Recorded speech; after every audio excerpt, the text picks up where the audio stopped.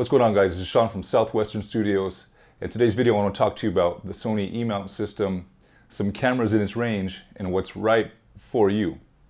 All right, I want to start off by saying that this isn't a real thorough guide, and we're not going to talk about a lot of mundane stuff, but I'm going to give you a nice overview of the cameras that are really still relevant here in 2017 and what you can use it for, what I use it for, and what the things that you can do with it too as well, and what makes it relevant today. Now, the first one I want to talk to you about is this. This is the Sony A6000, shown here with the 50mm 1.8 lens. The A6000 is a very nice beginner's camera. The sensor is very good, takes very good pictures with pretty good dynamic range. It's very small, very lightweight, very compact, and is very cheap. And that's one thing that's pretty important. As you can see, the lens itself is quite small. This is a 50mm lens, but it has about 75mm worth of focal length. So this is ideal for like a portrait kind of setup right here. But again, very small, very cheap, with these lenses right here. Now, I want to talk to you about this lens, which is the kit lens. Now, I personally don't really recommend having beginners use this setup, and the reason why is because this lens has very poor optical quality. I want to talk to you about this kit lens for a second because I really feel that it's not that great. Now, one of the things that you can see is it actually makes it really small, really compact, really light. When you turn it on, it does pop out a little bit, but then as soon as you turn it back off, it gets back to being very compact. So that's very nice. The fatal flaw, in my opinion, of this kit lens, and the reason why I wouldn't recommend beginners just using it, or I wouldn't recommend a regular consumer, buying this specific setup, is the fact that I feel that they are going to not be happy or satisfied with the results that they get when they have something that's also very similar, that also fits in your pocket, and that also takes very good pictures in this iPhone. This particular one is the iPhone 6 Plus. But this lens right here is optically very poor. Now, there are tricks that you can do to make sure to get better results, but the problem is, though, is that what you have to do, you have to kind of go above and beyond in order to make sure you get the best result. Now, if I was a regular consumer walking to any electronics store and say, hey, what about this? And the staff told me, well, this is a great camera. However, you have to do this, and this in order to get good picture quality out of it. Then I'll say, well, never mind, I can't be arsed or bothered to do that. Let me have that Nikon D3300. That'll do better. So I don't really recommend beginners using this specific lens combination because I feel they're not going to be happy with the results that they get. But once you step up to pretty much any other lens in this category, you're going to get good results. So again, nice and small, nice and compact, but this is also nice, small, and this is also nice and compact, FYI. If this is a bit too close for you, then you can always get the 35mm 1.8, which is also really sharp and creates a great bokeh. The problem is, though, it's about 3 times the price of this lens right here, so it stops becoming budget, I should say, at that point. All right, so A6000, nice beginner's camera, really good for you, and you can get some cheap, sharp lenses for it too as well. That will get you nice portraits. All right, number 2. So we are moving on to still APS-C, but now we are looking at the Sony A6500. Now there is a Sony A6300, but I don't really recommend that. If you're looking for a cheaper camera, buy the A6000. If you're looking for a 4K ready camera and you are looking at the A6300, I would say just spend the extra money and get the 6500, because with this one you will get in-body stabilization, which the 6300 lacks. You will get a touchscreen, which the 6300 lacks. Now, it's not the best touchscreen, but it is still there. And the biggest deal as far as getting the A6500 concerned is that you will get a huge buffer, and now you can shoot sports, you can shoot wildlife, you can shoot whatever you want to your heart's content without having to worry about that buffer filling up, which is a huge problem of the A6300, and that always gave me frequent headaches when I was trying to shoot something I would be getting the right kind of action going on, and then sure enough, the buffer stops it and I'm stuck waiting for it to clear. So that's a big no-no. This fixes those problems, and even though it's a few hundred more than the 6300, I wholeheartedly recommend the A6500. Now the lens I have on here is actually a full frame lens, but it is the 1.855 Zeiss. Now this gives you about an 82.5 focal length, so you can use this similar to what you would have on an A7R2 and an 85mm G Master. And if you're used to shooting 85mm, you can also take portraits with this and you'll be in familiar territory. Now, one of the things that I have to say about the A6500 is the body is built a little bit better, and it has, I believe, that magnesium alloy body, so it fits very well with this 1.855. It's balanced very well. Putting this Zeiss on the A6500, which has a plastic body, kind of makes it go forward a little bit, but on this specific camera, this works really well and is an adequate portrait lens. Up here is a video that I did with this specific combo, so you can check it out and see the images that we got from that. All right, now we're gonna get into the really expensive realm. Now I'm talking about $3,000 and up. So what we have right here is the full frame A7S II. You can see it's actually quite small and quite compact, and here is the A6500 compared to the A7S II, and they have pretty similar dimensions actually. The two cameras are quite close to each other. The A7S II is a fair bit bigger, but it's full frame, so that's pretty impressive. Now I have the f2 28mm lens on here, which is nice and small, so you can really kind of see how compact that these A7 full frame cameras can be when you have a realistically compact lens attached to it. Now, because this is the A7S II, this camera is all about low light stills and low light video. Now that's the reason why we have this Rode here, is because I do a lot of work with the A7S II at night, and we just use it as a straight out video camera a lot of the times. It uses the entire frame, so any lenses that you use will work great with this, and it'll be the full frame that you're using too as well, so the focal lengths will all match up. Okay, so one of the things I want to talk to you about the A7S II though, and its main purpose that we've figured out as far as video shooters go, is that not only does it shoot good low light, but what it also allows you to do is it also allows you to stop down, and that way you can get both the background and the subject in focus in low light, and that's really big. Because if you're shooting with cameras like these, you're going to be shooting at around 1.8 or 1.4, whatever the lowest maximum aperture that you can get. You're going to be shooting at those apertures just to get as much light as you can, but then the problem is that the subject's going to be nice, but the background will probably be quite blurry. With this one, you can stop it down, and the entire photo, or the entire video I should say, should be nice, detailed, and most importantly in focus.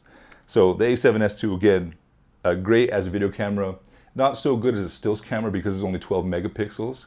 But if you're going for like extreme low light stills or extreme natural low light stills, this will also work. But the problem is though, is that it's very, very, very pricey, and it's really a specialty camera that you would be going out of your way to find this for. Okay, so this is the A7S II. Now we're getting to the big guns right here. And right here, I have the Sony A7R2 with the 85mm 1.4 G Master lens. I have the battery grip, and I have the Phottix Odin 2 trigger on there. Now make no mistake about it, this camera is a beast, and the setup is a beast as well too. The A7R2 and the A7S II are aesthetically the same, so if I was to take all this stuff off, it would look exactly like this. But this is a 42 megapixel camera. It has a lot of power and it takes amazing images. Paired up with this 85mm 1.4 G Master, you get really, really sharp portraits with great background bokeh. The nicely blurred out. It's really awesome. Shooting this for a while and then starting to shoot one of these, you will see the difference, and you will see a big difference. Using the trigger on here to do off-camera flash with this Phottix Mitros Plus and put in a softbox, you'll be able to get really, really good images if you know what you're doing. And above all though, not only is it a great camera, but it will also destroy your bank account because it's really expensive. This one right here in SG retails for about 44,000. The grip retails for about 600. This retails for about, I'm assuming, $2,500 to $2,700. And then this trigger right here is also another like 300. So this is going to put quite a dent in your bank account. But the results you're going to get are amazing if you know what you're doing. So now these are the cameras, and these are what they're for. 6,000, nice beginner camera. 6,500, you need a nice professional but smaller APS-C camera. This is what you want. It has a lot of great features. The A7S II, if you're shooting video, you will use this. And if you're doing both stills and video, you can use the A7R2. Now, one of the things about the video that I forgot to mention was the fact that you can either use the full frame mode or you can kind of chop it down to Super 35 mode. Now, when you chop it down to Super 35 mode, you are going to notice that the 4K is even sharper, but you're going to get some more rolling shutter. So there is a trade-off. But another pro of Super 35 mode is that you will get better low light performance as well. Low light performance that kind of rivals this, but once you start to stop it down, then the A7S II is the king. So now we got these out of the way, and you've seen the lens that I've talked about. Let's talk about a few other lenses that I do use here and there.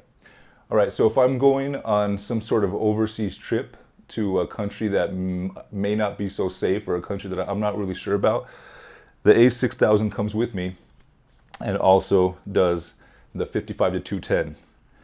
Now this lens is very small, very compact, and it kind of shoots out a bit, as you can see, but it fits really well onto this A6000 system. And it's really cheap. So if something happens to this, no big deal. You know, you can always pick a new one up. If somebody decides they want to snatch it from you, they take this and the A6000. Not that big of a deal. Once we start getting into these cameras, then it becomes an issue. But again, it's not the best optically, but it will get the job done for you, especially if you're in a place where you can't really where you can't really afford to bring your really good gear with you. So this is something that does work well. Okay, or say if a relative's coming and shooting with you, you can give them the A6000 and give them this, and this will give them a nice telephoto reach. Will allow them to experiment without you having to worry about your more expensive gear, which is also another concern. Okay, number two, I have this. This is the 2.8 90mm macro. Now, this one does double duty as a portrait lens and also as a macro lens. But one of the things that it has that's even better than the 85 1.4G Master is that it is really, really sharp. So if you shoot this with the A7R2 and shoot portraits with it, you are going to see the subject jump off of the screen or jump off of the page or jump off of the print. It's really good. Super sharp. Unfortunately, since it's only 2.8, you're not going to get that crazy bokeh. But when you see just how great the images are, especially if you're a pixel peeper, you're going to be happy with this. One other thing I should say too is that it does great video, and I use this all the time for any close-up shots. Wonderful little lens. It's a G lens, but it's also one of the cheaper ones. So if you don't want to buy the 85mm G Master, which is pretty expensive, you can get this one. This will do double duty for portraits and also for macro shots. And again, great for video. The autofocus is a little bit slow on this one though. Okay, so in a bizarre, or not really bizarre, twist of fate, the A6300 just overheated on me and it shut down video recording, which is, again, why I recommend getting the 6500 or just getting the 6000 if you're on a budget. Skip the 6300 because you're going to be very frustrated with the problems that happen. Anyways, so back to what I was saying. Here, the 90mm macro is great for the aforementioned reasons, but it slows down pretty good. The autofocus is not that great, or the autofocus speed is not that great. There is a limiter on here. There is an autofocus limiter on here, but the speed, no matter where you're at, is not that great.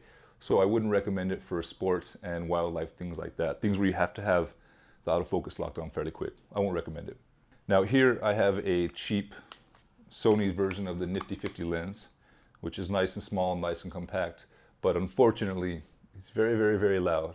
Now it's really good optically and it's really light, so you can stick it onto one of these cameras right here. But the Zeiss 55 is also really light and very silent and very sharp. So if you can afford the 55, there's really no reason to own this unless you really need a budget camera. And then again, on the topic of this too as well, now if you want to buy this for your 6000 or your 6500, then get this cheap 50mm 1.8, because again, it's sharp, it's silent, and it's very good optically. This one, I don't really see a whole lot of places for it when you have two superior lenses on the camera bodies. But it's something, it's a small, cheap 50mm option that you need if you so choose. 24-70 2.8 G Master. I like this lens, but I don't like it. Now the reason why I like this lens is because it's actually, optically it's great, it's sharp, it's amazing. It's basically what you want out of a 24-70 2.8 zoom. However, it's big, and it's heavy, and it's large. So, as with this 85 right here, in order for it to be comfortable at all, you pretty much have to have the battery grip on here. That way it takes away the top heaviness of this. If you put this on without the battery grip, you're gonna be fighting it all the way, you're not gonna like it. But this is a good standard, very good optical quality, 24-70 2.8 zoom. So you'll be using it a lot if you're doing events, doing weddings, doing any sort of journalism, things like that. This is what you're using. Also, this is great for video too as well. Now it does have a focus hold button that you can customize, and it has an AF/MF switch, and there is a zoom lock to keep it locked into place at 24. But other than that, not too much to it. Again, the G Master, very expensive though, very expensive. This is probably one of my favorite lenses throughout the Sony E mount lineup. This is the 70-300G optical steady shot. And comparing this to, say, the G Master, they're about the same size really. This one actually is a little bit smaller, but they're near to the same size. Now, one of the things that I do like about this is that you can put it on your full frame camera, the A7R2, the A7S2, the A7 II, and you'll get from 70 to 300, but you'll get even farther if you put it onto the A6500. So you can use this for wildlife, you can use this for sports, you can use this for low light sports. You're not gonna get the best results when using it with the 6500, but because the A7R2 is very good at low light as well, you will be able to comfortably shoot low light sports with this. And the optical quality is very good. The build of the lens, again, we have focus hold button right here, autofocus, manual focus switch. We have the focus limiter from full to 3 meters to infinity, and then we have the steady shot on and off, as well as another lock right here. This one, if you're looking for any sort of telephoto length lens, this is my choice, or this would be my pick for one that you probably should purchase. The reason why is because you get the 70 to 300 millimeter focal length, and it's significantly cheaper than the 70 to 200 f4, and much cheaper than the 70 to 200 2.8 G Master. Now the reason why I can't justify telling you to buy the 70 to 200 2.8 at this time is that there's not really a body that can handle it. This A6500 that has the best autofocus out of these Sony mirrorless cameras work okay with it, or it works okay with it, but it's not something that shines. What we really need for that 70 to 200, the 2.8 G Master, is we need either the rumored A9 style camera or a camera that's gonna have blazing fast autofocus. Because without that, it really doesn't, I can't justify the extremely high price tag of the 70 to 200 2.8 G Master to any of you guys, because quite simply it's too much. It's much more than the Canon 70 to 200 2.8, the second generation one, and it's even more than I believe the Nikon or the Nikon's third generation 2.8. It's just a little bit too much money. But this one right here, you will get similar performance, similar results, but you will be using a whole lot less cash to do so. So anyways, to reiterate guys, here's what we have. We have the A6000, which is good for beginners and good for people on a budget. The A6500, if you need a very small camera system and a very small setup with decently small lenses, this is one that you can use. Although Sony does need to do better work on bringing APS-C lenses to us.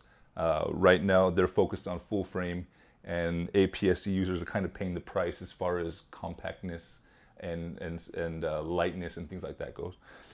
We have the A7S II, which if you are a video shooter, you will be seriously interested in this camera, but it's expensive.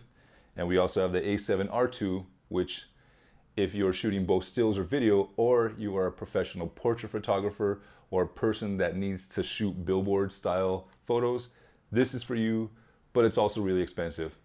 Anyways, guys, this is my small, hopefully not too rambling guide to E-mount cameras. Hope I didn't bore you guys too much. Hope you enjoyed this talk, and I will talk to you guys later. See ya.